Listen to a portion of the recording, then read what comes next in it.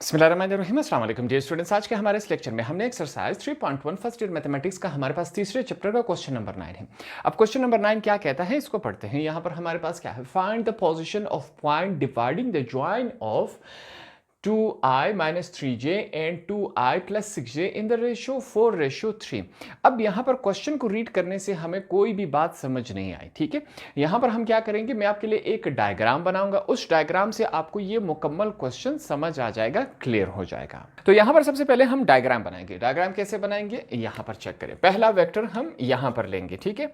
यहाँ पर मैंने क्या किया, पहला वेक्टर ले लिया, ठीक है। ये हमारे पास हो गया। अब यहां पर मैं क्या बनाऊंगा, दूसरा वेक्टर। हमने यहां पर दूसरा वेक्टर बना लिया, ठीक है। ये हमारे पास दूसरा वेक्टर हो गया। हमने क्या कहा था कि इस वाले हिस्से को हम क्या कहते हैं, ओ कहते हैं। ये बात क्लियर हो गई। ये जो पहला वेक्टर है इसको हमने कहा ये ए है, ये हमारे पास क्या है, बी है, ठीक है। अब यहां पर क्या है, find the position of point dividing. Divide किसे कहते हैं, किसी भी चीज को दो हिस्सों में तकसीम करना। अब ठीक है, यहां पर फिर से हम क्या करेंगे, एक लाइन यू लगा लेंगे। हमने एक लाइन यू लगा ली, ठीक है।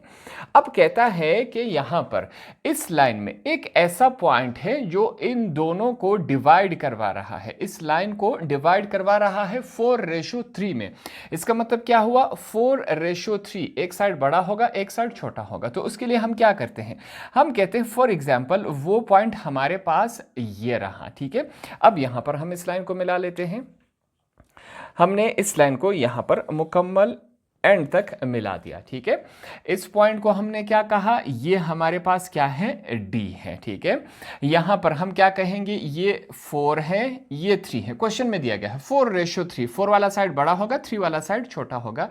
ये वो पॉइंट है जो डिवाइड कर रहा है इस लाइन को 4:3 में, ठीक है। यहां तक बातें क्लियर हो गई। ये जो लाइन है इसको हम क्या नाम देंगे, आर वेक्टर का हमने नाम दिया। ओ से लेकर ए तक जो लाइन है इसे हम क्या कहेंगे, ए वेक्टर का नाम देंगे। ओ से लेकर बी तक जो लाइन है इसे हमने बी वेक्टर का नाम दे दिया, ठीक है। अब इस डायग्राम की मदद से हम ये मुकम्मल जो क्वेश्चन है वो सॉल्व करेंगे, ठीक है।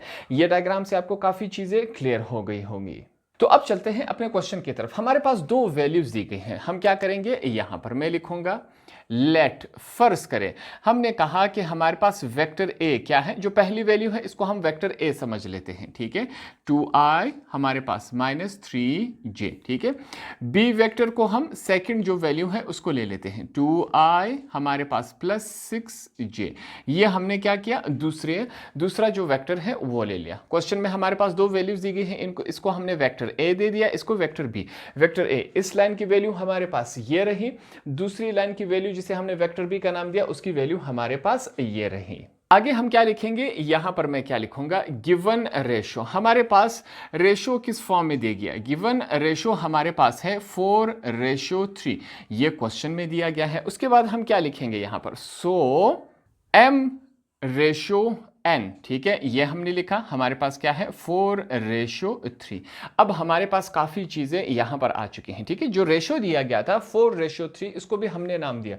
एक को हमने m का नाम दिया, दूसरे को हमने n।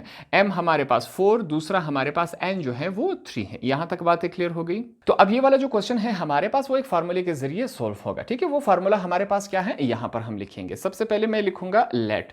फर्ज करें ये जो r वेक्टर है इसे हमने फाइंड आउट करना है। इस क्वेश्चन में हमने करना ही यही है, जो r वेक्टर है इसको हमने फाइंड आउट करना है। हम कहेंगे कि r वेक्टर किसके बराबर है, na + mb होल का अपॉन हमारे पास क्या है, m + n। ये वो फार्मूला है जिसके जरिए हमने ये क्वेश्चन सॉल्व करना है। हमारे पास n और m की भी वैल्यू है, a और b की भी हमारे पास वैल्यू है। इसके नीचे हम ये लाइन लगा लेते हैं, a और b हमारे पास क्या है, वेक्टर। वेक्टर क्या होता है, जिसमें हमारे पास डायरेक्शन और मैग्नीट्यूड दोनों हमारे पास मालूम हो, ठीक है। अब सॉल्व करते हैं। सबसे पहले चेक करते हैं हमारे पास क्या है, r वेक्टर। n की वैल्यू हमारे पास क्या है, n हमारे पास 3 है, तो यहां पर सबसे पहले हम 3 लिखेंगे। हमारे पास a वेक्टर की वैल्यू क्या है, ये दी गई है, वो हम लिख लेते हैं 2i -3j, ये हमने लिख लिया। बीच में कौन सा साइन है? पॉजिटिव। फिर क्या लिखेंगे? m। m हमारे पास क्या है? 4 है, हमने 4 लिख लिया। हमारे पास फिर क्या है? b vector. b वेक्टर की वैल्यू ये रही हमारे पास, क्या है? 2i प्लस 6j, ठीक है, ये हमारे पास है, ये हमने लिखा। नीचे क्या है? m plus n। n हमारे पास क्या है? 4 है प्लस 3। अब यहां पर हम मल्टीप्लिकेशन करेंगे, देखते हैं हमारे पास किस फॉर्म में आता है। r vector is equal to 3 2 जार, हमारे पास क्या है? 6 आया, plus minus minus 3 3 jar 9j, ये हमने लिखा, प्लस साइन है, 4 2 जार 8i, हमारे पास प्लस 6 4 जार 20, क्या है हमारे पास? 24 आता है। यहां पर हमने 24j लिख लिया, ठीक है। नीचे क्या आएगा? 4 प्लस हमारे पास 3 क्या होता है? 7 होता है। आगे चलते हैं, हमारे पास फिर से r vector is equal to, अब i वाली वैल्यूज को एक तरफ कर लेंगे और जो हमारे पास j वाली वैल्यूज हैं उनको हमने दूसरी तरफ कर दिया, ठीक है, प्लस 24j, ये हमने लिख लिया, होल का अपॉन, नीचे क्या है? 7 है। अब जो हमारे पास जो सॉल्यूशन हो रहा है उसको कर लेते हैं।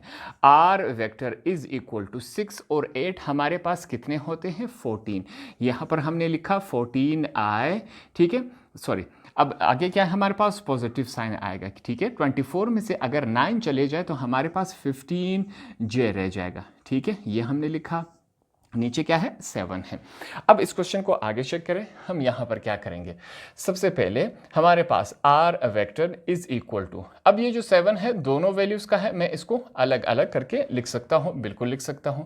हमने इसको क्या किया? अलग अलग करके लिखा है, ये हमारे पास इस फॉर्म में आया।